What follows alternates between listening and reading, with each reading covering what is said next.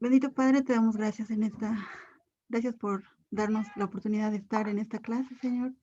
Gracias por este día, Señor. Te damos gracias, Señor, por tu palabra, porque por ella podemos aprender más de ti, Señor, y de cómo vivir diariamente. Te seguimos pidiendo por la salud de Adriana, por Marisol y también por el amigo de papá de Dani, Señor, que tú ayudes a los médicos, Señor. Y te pido que ayudes a cada uno de ellos, Señor, y por todo, Señor, por los que están enfermos o por los que están pasando en una situación difícil, Señor. Sabemos que en este tiempo hay mucha necesidad, Padre. Te damos gracias, Señor, en esta hora por la clase.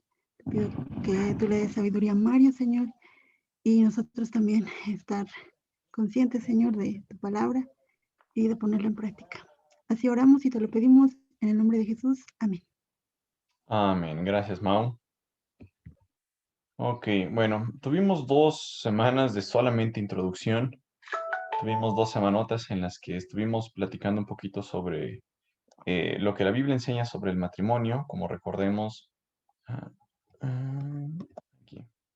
¿Se ve ahí la pantalla, perdón? Sí, Pi. Excelente. Bien.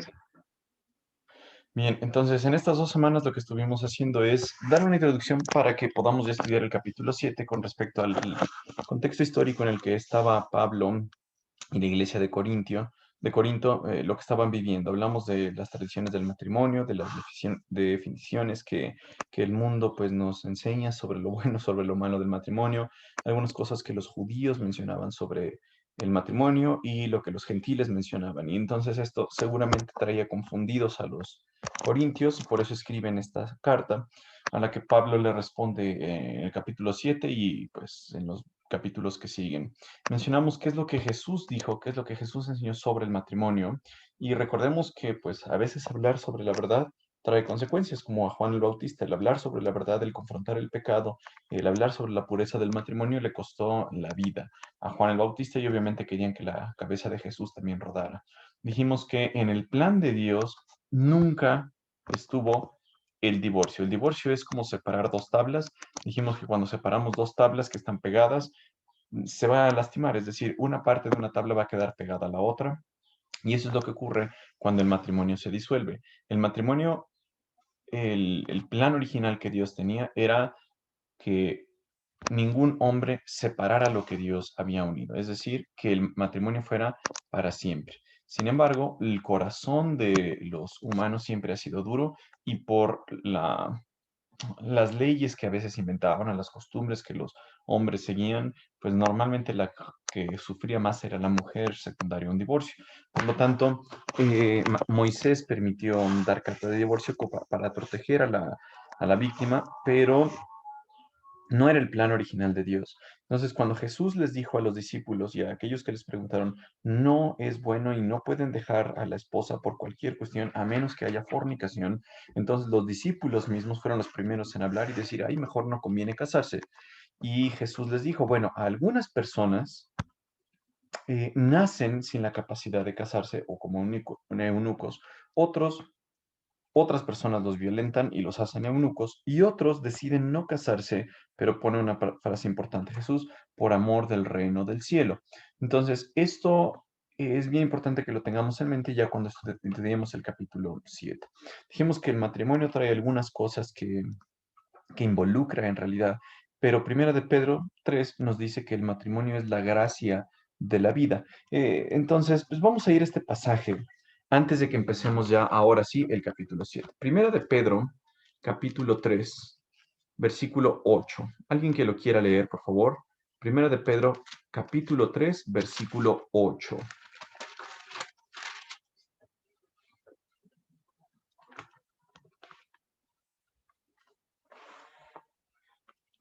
Creo que ya nadie tiene sus Biblias, ¿verdad? Por ahí. 3:8.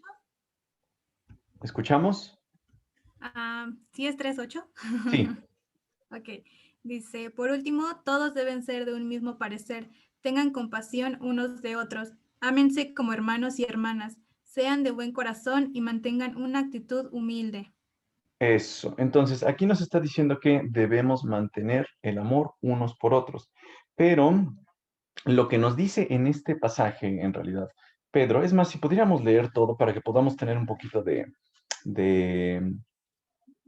entendimiento sobre el contexto, es que podamos leer, ya que estás ahí, Carlita, del versículo 1 hasta el versículo 12, por favor, así de corridito, para que captemos esta idea que nos está diciendo Pedro, ¿sí? Tipi. De la misma manera, ustedes, esposas, tienen que aceptar la autoridad de sus esposos. Entonces, aun cuando alguno de ellos se niegue a obedecer, la recta de ustedes les hablará sin palabras. Al observar la vida pura y la conducta respetuosa de ustedes, no se desinteresen tanto por la belleza externa, los peinados extravagantes, las joyas costosas o lo elegante. En cambio, vístanse con la belleza interior, la belleza de un espíritu tierno y sereno, que es tan precioso a los ojos de Dios. Así es como lucían hermosas las santas mujeres de la antigüedad. Ellas confiaban en Dios y aceptaban la autoridad de sus maridos. Por ejemplo, Sara obedecía a su esposo Abraham, y lo llamaba Señor. Ustedes son sus hijas cuando hacen lo correcto sin temor a lo que sus esposos pudieran hacer. De la misma manera, ustedes, maridos, tienen que honrar a sus esposas. Cada uno viva con su esposa y trátela con entendimiento. Ella podrá ser más débil, pero participa por igual del regalo de la nueva vida que Dios les ha dado. Trátenla como es debido, para que nada estorbe las oraciones de ustedes. Por último, todos deben ser de un mismo parecer. Tengan compasión unos de otros. Ámense como hermanos y hermanas. Sean de buen corazón y mantengan una actitud humilde. No paguen mal por mal. No respondan con insultos cuando la gente los insulte. Por el contrario, contesten con una bendición. A esto los ha llamado Dios y Él los bendecirá por hacerlo. Pues las Escrituras dicen, si quieres disfrutar de la vida y ver muchos días felices, refrena tu lengua de hablar el mal y tus labios de decir mentiras. Apártate del mal y haz el bien. Busca la paz y esfuérzate por mantenerla. Los ojos del Señor están sobre los que hacen lo bueno, y sus oídos están abiertos a sus oraciones, pero el Señor aparta su rostro de los que hacen lo malo. Excelente, gracias, Carlita. ¿Y qué fue la versión que utilizaste, perdón? La nueva traducción viviente. Excelente, porque menciona algunas palabras importantes que vamos a ver en este pasaje, antes ya de pasar, como les digo, y los tengo así nomás de una y otra vez diciéndoles que ya primera de Corintios 7. Pero en primera de Pedro, el apóstol Pedro, ya no es Pablo, Pedro le habla a la iglesia y recordamos que la iglesia estaba sufriendo, pero en el versículo 8 que leímos al principio se nos dicen algunas cosas bien importantes y se nos dice, entonces, toda la iglesia, todos los que conforman parte del cuerpo de Cristo, deben ser de un mismo sentir, mostrando amor fraternal los unos por los otros. Entonces, el mundo debía ver en la iglesia una cosa que les llamara la atención, porque la iglesia estaba unida y si iban a sufrir iba a ser por causa de hacer las cosas buenas.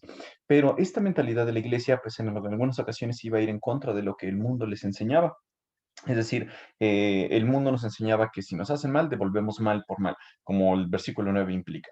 Pero en el versículo 7 menciona una palabra súper importante, una frase importante que normalmente no se entiende en el contexto de lo que Pedro está diciendo y que pues los comentaristas hacen una alusión a este versículo para que entendamos qué es lo que Dios piensa del matrimonio. A diferencia de lo que dice el mundo, y cuando el mundo vea a la iglesia, dice, ay, el mundo pues tiene una visión diferente de la iglesia o la iglesia tiene algunas cuestiones raras. ¿Por qué? Porque Dios nos da la forma de pensar en la que Él diseñó el matrimonio y la dice aquí en el versículo 7, que refuerza en el versículo 8 y sigue hablando de eso en el contexto de este pasaje. Noten ustedes lo que dice el versículo 7, yo lo voy a leer en la Reina Valera. Dice, vosotros maridos, igualmente vivid con ellas sabiamente, es decir, ¿con quiénes? Con las esposas. Entonces Pedro se dirige al varón y le dice, oye marido, vive con tu esposa de manera sabia. Eso es lo que Pedro les está viviendo, les está indicando a los varones, dando honor a la mujer como vaso más frágil, es decir, la responsabilidad del hombre para con la mujer es darle honor. ¿Por qué? Porque la mujer es vista como un vaso frágil, obviamente por quizá la diferencia entre fuerza física que tiene un hombre como una mujer, pero también puede hablar de su carácter. Y como a coherederas de la gracia de la vida. Es decir, en este pasaje pensamos que el ser coherederas de la gracia de la vida quiere decir que el hombre y la mujer en el reino espiritual son iguales, es decir, van a heredar la vida eterna al igual que el hombre, y eso sí es cierto. Sin embargo, en este versículo, el versículo 7, esa gracia de la vida que menciona, los comentaristas nos dicen que no hace referencia a la vida eterna, aunque quizá en otras partes de la Biblia sí se nos dice que el hombre y la mujer son iguales en Cristo, que ya no hay hombre ni mujer, ni esclavo, ni libre, ni judío, ni griego. En este pasaje en específico, en el versículo 7, se nos dice que el hombre con la mujer son coherederas de la gracia de la vida. ¿Y cuál es la gracia de la vida? Esto, que les estoy recalcando en amarillo, que es el matrimonio. Entonces, lo que Dios llama gracia de la vida en este pasaje es referencia al matrimonio. La versión que nos leyó Carlita, la nueva traducción viviente, lo habla el regalo del matrimonio. Entonces, tanto hombre como mujer que están casados pueden disfrutar de esta relación íntima que Dios ha provisto, la cual es buena y es vista como un regalo o como la gracia que Dios nos da en esta vida. Dijimos al principio de la introducción, en la introducción número 1, que este matrimonio, esta unión solamente aplica para un hombre y una mujer en esta vida, no en el más allá, no para los ángeles, no para un hombre y un hombre, no para una mujer y una mujer, no para los animales, aplica solamente para un hombre y para una mujer en esta vida. Y por eso Pedro la llama así. Y entonces el aspecto de esta unión que debe tener un hombre y una mujer, la iglesia la va a reflejar al resto del mundo y ellos van a ver que en la iglesia hay amor fraternal, tienen un mismo sentir, son compasivos, amándonos, es decir, la iglesia vive de una forma diferente al resto del mundo. Entonces, sí, aunque el mundo nos dice de la soltería, que pues quizá en algunos tiempos era malo, en otros tiempos dicen que era bueno, algunas personas diciendo que el matrimonio era malo y otros dicen que siendo bueno, pues la Biblia nos enseña que el matrimonio es algo bueno y cuando nos quedamos con esa duda de, bueno, hay que casarse, entonces todas las personas tienen que disfrutar de esta gracia de la vida, ya dijimos que no, porque Jesús mismo en Mateo 12 nos dijo que algunos no están preparados físicamente o algunos decidieron no casarse y no es algo malo, sino que cualquiera que lo pueda aceptar, lo acepte. Hay algunas personas que en realidad pues están con el sueño de casarse, pero hay algunos que no lo van a lograr y nos dice la Biblia que van a quedarse solos. Dios prepara un hogar para estas personas que se quedan solos, pero también en la mente de Dios no es bueno que el hombre esté solo. Por eso Dios hizo ayuda idónea. Con eso en mente y con este último punto que les comenté, que el matrimonio es bueno, que es nombrado la gracia o regalo, por algunas versiones, regalo de la vida. Entonces, vamos ya a responder, o bueno, ver cómo Pablo respondió a esta primera pregunta. ¿Es bueno casarse entonces, dadas las circunstancias actuales en la iglesia? Por lo que vimos en 1 de Pedro 3, se nos dice en toda esa carta que la iglesia estaba en contra del mundo y que la iglesia estaba sufriendo, los cristianos estaban sufriendo, y entonces, pues los corintios quizá le preguntaron a Pablo, oye, ya que todas estas cosas están pasando, ya que tenemos influencia de los griegos, de los romanos, de los judíos, ¿es bueno casarse, sí o no? Porque como está viviendo la iglesia, ¿vamos a casarnos, sí o no? Y entonces Pablo le responde esto. Entonces, 1 Corintios 7, el versículo 1, alguien que me ayuda a leerlo, por favor, lo que está aquí rodeando en rojo, que alguien lo lea. Ahora, en cuanto a las preguntas que me hicieron en su carta, es cierto que es bueno abstenerse de tener relaciones sexuales. Eso, gracias.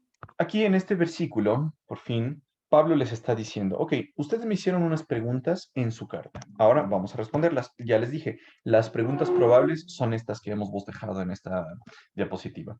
Pero la iglesia de Corinto le preguntó a Pablo, oye, ¿es bueno entonces casarme? ¿O es malo? ¿Es bueno que me quede soltero? Entonces Pablo les dice, es cierto que es bueno abstenerse de relaciones, pero esto es lo que dice la nueva traducción viviente, que es una versión fácil de entender, pero quizá algunos de ustedes están más familiarizados con la Reina Valera. La Reina Valera de 1960 dice esta traducción: en cuanto a las cosas de que me escribisteis, bueno es para el hombre no tocar mujer. Ahora, con base en esta traducción de la nueva traducción viviente, pues es fácil que nosotros entendamos el punto de Pablo, porque aquí ya se nos desmenuzó y nos dijeron, no es eh, malo casarse, pero sí es bueno que el hombre o la mujer se abstenga de tener relaciones. Cuando algunas personas estudian la Reina Valera y toman esta frase literalmente, pues pueden llegar a unos extremos que son ridículos. Es decir, pueden tener grupos en algunas situaciones en las cuales separan totalmente a un hombre y separan totalmente a las mujeres y mantienen aquí grupo de mujeres, grupo de hombres aparte. ¿Por qué? Porque no es bueno que se toquen, dice este versículo. En realidad no está hablando de un toque, así un contacto, que no se puedan abrazar, tocar la mano, dar un beso en la mejilla. O sea, no está diciendo eso. Ese es un eufemismo, que es un eufemismo, es una palabra o una frase que se utilizaba para no decir algo directamente que podría relacionarse con pues, algo altisonante. Entonces, Pablo lo que les estaba diciendo es tocar mujer como algo bueno, pero en realidad lo que tenía en mente en la cabeza era esta idea que está aquí en la Nueva Traducción Viviente. Lo podemos ver, por ejemplo, cuando Abraham miente en el Antiguo Testamento, en específico en Génesis 20, sobre su esposa Sara. En Génesis 20 se nos dice que Abraham llegó con Abimelech y Abimelech pues vio a Sara. Sara estaba muy bonita y entonces la quería hacer parte de su harem. Dios le dice en el versículo 6 o 7 que pues no se debe meter con esa mujer porque ella es casada. Entonces, Abimelech le dice, oye, ¿y me vas a castigar por haber yo metido a una mujer a mi harem cuando su esposo me dijo que eran hermanos? Entonces Dios le dijo, ok, es cierto lo que me estás diciendo, pero yo te estoy impidiendo que la toques. Entonces, lo que está diciendo la Biblia es que no el toque físico, o sea, que un hombre le pueda tal vez abrazar a la mujer o dar un beso, es malo, sino el tenerse relaciones de una manera ilícita, eso es lo malo. Entonces, la primera pregunta que nos decían o que le hicieron los corintios a Pablo era si es bueno o no casarse. De esa manera, pues no podrían tener relaciones sexuales, porque recuerden, Dios hizo el sexo solo para ser practicado dentro del matrimonio. Esa es una limitación que Dios da. Pablo lo que les responde es cierto que es bueno abstenerse de tener relaciones sexuales. En este capítulo, en el capítulo 7, Pablo lo que está diciendo es que alguien que se queda solo y por lo tanto célibe, ¿qué significa célibe? Alguien que no tiene relaciones sexuales es algo bueno. Jesús ya nos había hablado de eso en el capítulo 12 perdón, en el capítulo 19, versículo 12 de Mateo. Pero no quiere decir que sea malo el matrimonio.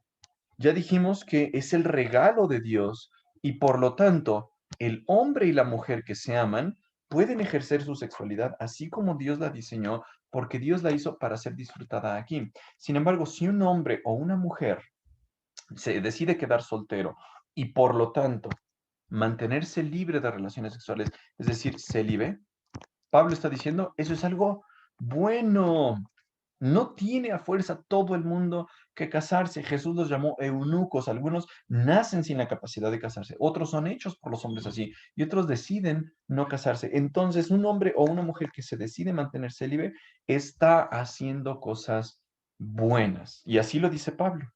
Bueno, versículo 1, si nos quedamos con esta frase y algunas personas sacan el legalismo y dicen, ay, no, la Biblia dice que no debes tocar a un hombre o una mujer, están llevando más allá lo que la Biblia está diciendo y por lo tanto están exagerando. Lo único que podemos decirles a esas personas es que dejen de ser ridículas. Si eso fuera cierto, si un hombre de verdad no te debiera tocar a una mujer, aunque sea un toque no sexual, entonces Adán y Eva hubieran sido el último hombre y el último mujer sobre la tierra. Lo que está diciendo aquí Pablo es bueno que una persona se mantenga sin tener relaciones sexuales, eso sí es bueno. Versículo 2 va más allá y dice, sin embargo, dado que hay tanta inmoralidad sexual, cada hombre debería tener su propia esposa y cada mujer su propio marido.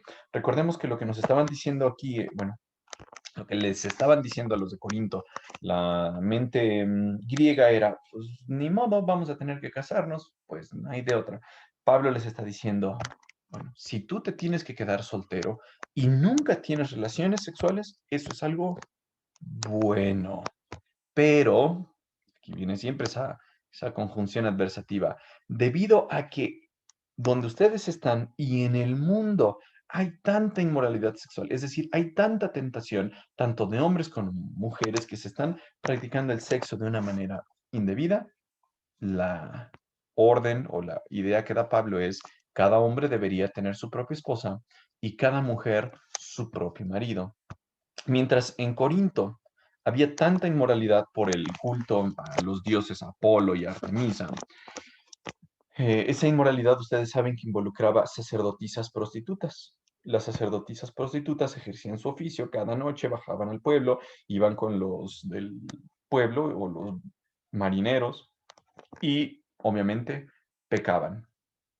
Lo que Pablo les dice es, si alguien se va a mantener soltero, es bueno, pero si alguien tiene esa tentación, esa inmoralidad en su corazón, mejor es que se case. Lo que nos está diciendo aquí Pablo son dos cosas. Una, que si te quedas célibe, que significa no relaciones sexuales el resto de tu vida, eso es algo bueno. Pero si tú no puedes vivir sin tener relaciones, es decir, si tu corazón está cayendo en tentación, pues, tu cuerpo proclive a la tentación sexual que es tan fuerte tanto en la cultura de los corintios como en la cultura nuestra, lo mejor es, se nos dice Pablo, casarse. Pero da unas limitaciones. ¿Cómo se deben de casar según lo que dice Pablo? Bueno, aquí dice, cada hombre debería tener su propia esposa. ¿Cuánto está diciendo? Que es un hombre y una mujer. Eso es el matrimonio. Pablo nuevamente está reforzando lo que Jesús decía o lo que Dios hizo desde el matrimonio. No es un hombre y muchas mujeres. No es una mujer con muchos hombres, sino les está diciendo, cada uno debe tener su propio, no sus propios maridos, y obviamente aquí excluye el matrimonio homosexual. No les está diciendo Pablo, bueno, si el hombre se quiere casar, pues cásese con un hombre, o si cásese con varios hombres. No, les está diciendo un hombre y una mujer. Es algo muy sencillo. Actualmente hay muchas leyes que están promoviendo para que sea legal que se case un hombre con un hombre o una mujer con una mujer. Lo llaman eso matrimonio igualitario, pero eso no es algo que enseña la Biblia. La Biblia enseña un hombre y debe tener su propia esposa. ¿Por qué se deben de casar? Porque la tentación estaba muy fuerte, algunos no lo pudieron aguantar y era mejor que estarse quemando como lo vamos a ver más adelante. ¿Qué pasa dentro del matrimonio? Es decir, ¿cuáles son las reglas que deben tener el esposo y la esposa dentro del matrimonio? ¿Alguien quiere el versículo 3 que aparece en pantalla, por favor?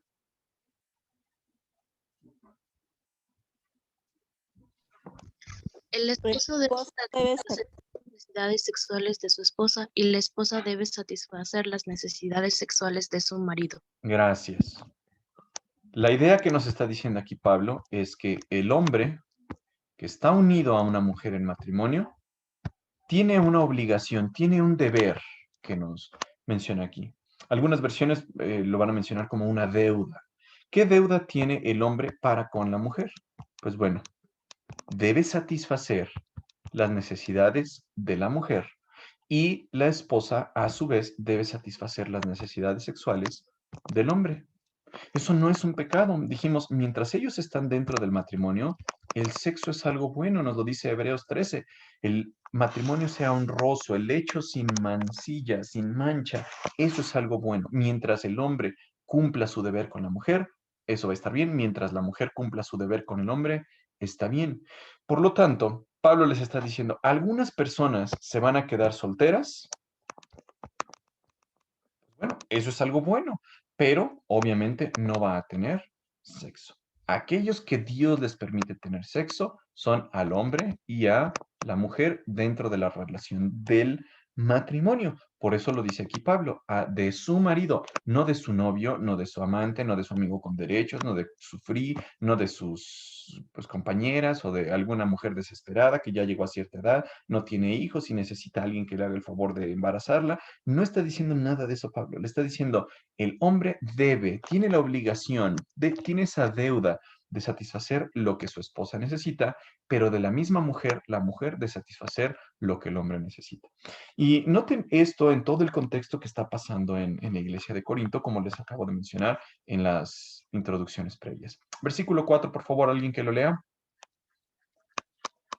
La esposa le da la autoridad sobre su cuerpo a su marido y el esposo le da la autoridad sobre su esposa. Gracias. De tal manera que cuando unas personas se casan, cuando están dentro de esa unión que Dios diseñó, ahora la mujer es la que tiene autoridad sobre el cuerpo del esposo y el esposo es el que tiene autoridad sobre el cuerpo de su esposa. Eso cobra mucha importancia en la cultura de los corintios. Cuando en ese tiempo escuchaban a las ideas de los griegos o de los gentiles, vamos a ponerles griegos, ven que les decía que algunas personas pensaban que el matrimonio era algo malo, era un mal necesario, ni modo. Lo que estaba pasando es que algunas personas decían, uy, ¿sabes qué? Como el sexo es algo malo, eso es lo que decían los griegos, repito, como el sexo es algo malo, es algo pecaminoso, es algo carnal, pues no lo debemos de mantener. Entonces, algunas personas griegas lo que hacían era decirle a su esposo o a su esposa, ¿sabes qué? No me voy a acostar contigo, no voy a tener relaciones contigo porque eso es algo malo. Cuando el esposo, supongamos que el esposo era el que decía eso, y por lo tanto le decía a la esposa, oye, yo sé que tú tienes necesidad, pero no, porque es algo pecaminoso, no me voy a entregar a ti. Lo que está diciendo Pablo es, no puedes hacer eso. Si tú estás casado y tu esposa tiene necesidades, tu obligación es cumplirlas y lo debes hacer. No debes hacer caso a los griegos que te dicen que el matrimonio es malo, que el sexo es malo y que si te mantienes célibe vas a lograr un estado espiritual superior. Eso es una mentira. Lo que está diciendo Pablo es, ya que están casados, deben de ponerle atención. Y ustedes dirán, ay, ¿por qué Pablo está diciendo eso? Si es tan obvio que si se casan, pues pueden dormir juntos. Bueno, pues les dedicó lo equivalente a 3 versículos actuales y por lo tanto debía ser un problema importante en Corinto. Algunas mentalidades paganas les decían, mantente sin sexo y vas a alcanzar un nivel espiritual superior. Y eso hacía obviamente que el matrimonio sufriera cuando una persona decía no satisfacer las necesidades de su cónyuge o de su esposa o de su esposo. Por lo tanto, la indicación que da Pablo aquí en este versículo, noten qué es lo que nos menciona. Versículo 5, alguien que lo lea, por favor. No se priven el uno al otro de tener relaciones sexuales, a menos que los dos estén de acuerdo en abstenerse de la intimidad sexual por un tiempo limitado para entregarse más de lleno a la oración. Después deberán volverse a juntar a fin de que Satanás no pueda tentarlos por la falta de control propio. Gracias. Este versículo como que da la pauta de lo que veníamos viendo anteriormente. La obligación de un matrimonio es que el hombre cumpla las necesidades de su esposa, satisfaga esas necesidades y que la esposa también. Yo creo que ustedes lo han visto así en películas y con sus amigos y escuchan, ay, no, yo le digo que me duele la cabeza porque mi marido nomás está duro y dale, duro y dale. Y el marido, ay, no, esta mujer es insaciable y yo le tengo que decir que tengo mucho trabajo, tengo una reunión o algo así. Puede ser cuestión de los dos. Obviamente, algunas personas van a decir, ay, es que el que siempre tiene el impulso sexual más fuerte es el hombre, y quizá pues eso sea cierto. Pero Pablo les está diciendo aquí de una manera por igual que no se priven el uno al otro. Es decir, no por sentirse más espirituales dejen de tener relaciones sexuales. Entonces, él les está diciendo, si van a decidir los dos por común acuerdo, es decir, tanto el hombre como la mujer, los dos en común acuerdo toman la decisión de por un tiempo breve, no se nos dice cuánto tiempo, dedicarse más de lleno a la oración, y algunas versiones les dicen al ayuno, aunque ciertos comentaristas dicen que ayuno no aparece en las palabras originales o en algunos manuscritos más confiables. Por lo tanto, yo creo que solamente se puso oración en la gran mayoría de las versiones, pero en algunos casos van a encontrar ayuno. Pablo les está diciendo, si el matrimonio decide por algún tiempo dedicarse a la oración y al ayuno, que es algo espiritual, y por algún tiempo no tener relaciones, bueno, eso tiene que ser cuando los dos estén de acuerdo. Y después de que ese tiempo termine y ya estuvieron bien en la oración, ahora sí, su obligación es volverse a juntar. Eso es lo que tienen que hacer. Ese es el mandato que les está diciendo Pablo aquí. ¿Cuál es el mandato de que el matrimonio se mantenga con una relación física, una relación íntima. Bueno, pues obviamente que estén juntos. Algunos comentaristas lo que mencionan es que esta unión que existe entre el hombre y la mujer, esta unión sexual, no es algo meramente físico. O sea, sí es físico, pero no es en lo único que se centra, sino va más allá. Fortalece una relación de amor, una relación de intimidad y una relación de confianza. Por lo tanto, el tener relaciones íntimas en el matrimonio es algo bueno, no solamente por la cuestión física, sino también por la cuestión espiritual y moral. Por lo tanto, aunque este matrimonio decida por un tiempo dedicarse a la oración o al ayuno, como dirían algunas versiones, deben volverse a juntar cuando ese tiempo termine, porque si no lo hacen, va a venir Satanás y él los va a tentar por la falta de control propio.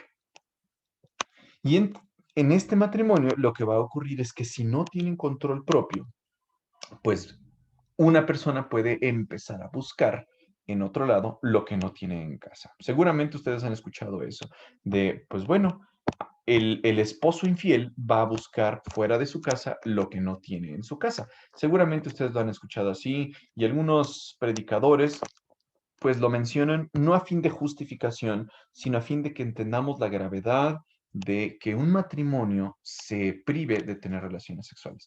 Si una persona, supongamos que la mujer le dice al hombre, oye, no, ya, hoy no quiero tener relaciones contigo, y al otro día igual, y al otro día igual, ya pasa mucho tiempo, el hombre obviamente tiene necesidades, y algunas personas dicen, repito, no a manera de justificación, que el hombre puede ir a buscar a otro lado. Obviamente podría en ese momento culparse al hombre, claro que sí, eso sería un pecado. Claro que está mal que el hombre vaya a buscar fuera de su matrimonio, pues el satisfacer esa necesidad física. Pero así como tiene culpa el hombre, ellos están diciendo, la mujer que se niega a tener relaciones con el hombre, pues lo está obligando a buscar en otro lado. Entonces, ella también es culpable. Repetimos, no se justifica el pecado, pero la obligación de ambas personas en el matrimonio es tener intimidad como su cónyuge lo necesite, satisfacer esa necesidad. Y si de común acuerdo los dos deciden tener un tiempo para orar y para ayunar, o sea, cosas espirituales, bueno, lo pueden hacer, pero la obligación de ambos es volverse a juntar para que no sean tentados. Hay algunas personas que pues no van a poder controlar esa tentación porque no tienen ese dominio. Y los célibes, unas personas que no se casan y que viven solteros el resto de su vida, sí pueden hacerlo, como nos lo dijo Jesús en Mateo 19. Algunas personas naturalmente no tienen esa necesidad, pueden vivir sin relaciones sexuales, pueden estar tranquilos, no les preocupa su soltería, se dedican al servicio de Dios y están felices estas personas. Pero hay algunas otras personas que están tristes, enojadas, amargadas de, ay, sigo soltero, no me puedo casar, no estoy controlado. Y de esto vamos a seguir hablando en los versículos que siguen. Vamos a cerrar hoy con este versículo, porque Pablo les dice algo que puede ser confuso. Eso les digo a modo de concesión y no como un mandato. ¿Qué quiere decir Pablo con esto? Pues bueno, algunas personas dicen que lo que estaba mencionando Pablo aquí es que, bueno, Jesús directamente no habló de esto en el matrimonio. Jesús no habló de esto, de que el hombre se debe unir a su mujer y la mujer a su hombre y no se debe negar y deben cumplir el derecho conyugal, pero no le está haciendo como un mandato. ¿Qué querrá decir eso? Pues bueno, eso lo vamos a ver un poquito más adelante. Y también vamos a mencionar la condición en la que se encontraba Pablo. Pablo, en este momento pensamos que ya no estaba con una pareja. Pablo quizá había tenido una esposa, no nos lo asegura la historia, pero algunos comentaristas piensan que él había tenido una esposa por ser parte del Sanedrín, aunque algunos comentaristas dicen que no era necesario, pero otros dicen que sí. Quizá esta persona murió, Pablo estaba soltero, pero Pablo no estaba frustrado de decir, ay, estoy ardiendo en pasión, estoy ardiendo en deseo sexual. No, Pablo estaba feliz siendo soltero y nos va a explicar más adelante las bendiciones de estar soltero o soltera. Y aquí en los versículos anteriores vimos cuáles son las obligaciones de la persona casada y casado. Con esto en mente, pues les animo a que ustedes puedan leer esta siguiente sección cuando va a hablar de solteros y las viudas, las personas casadas con algunos inconversos. Pero lo que quiero que ustedes vean es que dentro del matrimonio es bueno el casarse. Sin embargo, le estoy hablando al grupo de jóvenes, a un grupo que obviamente no está casado, es decir, están solteros. Y algunos de ustedes, vamos a ponerle así, solteras y solteros, quizá estén pensando, ay, pues yo estoy muy feliz siendo soltera o soltero. Bueno, Pablo le está diciendo, eso es algo bueno. Solamente que recuerda, como soltero no puedes tener relaciones sexuales. Donde se permite tener relaciones sexuales es en el matrimonio.